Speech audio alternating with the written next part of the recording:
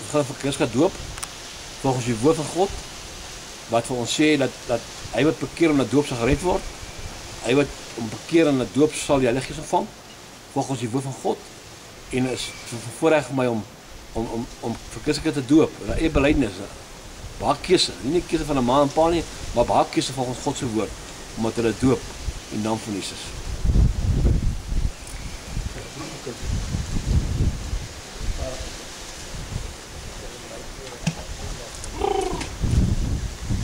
Hulle kies ook die koudste dag en ek weet nie hoe kom nie.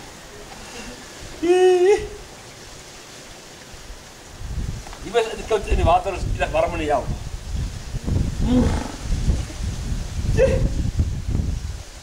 Dit kom.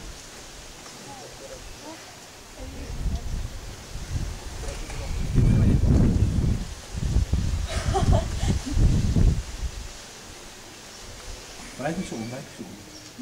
Blijf me zo, niet afvallen, niet? Blijf me zo, geef die camera. Oké, wacht. Niet afvallen, hou mijn handen vast. Zo, hou mijn handen zo vast. Zo. Geef die camera. Kijk.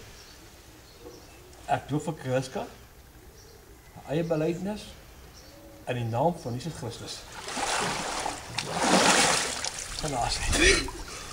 Dankie lieve Jesus. Dankie Here. Die alle bid vir jou. Die alle. Vader, ek bid vir Christus, Here Jesus.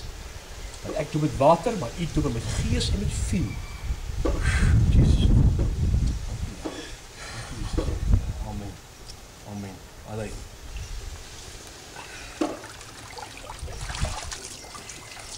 Dit is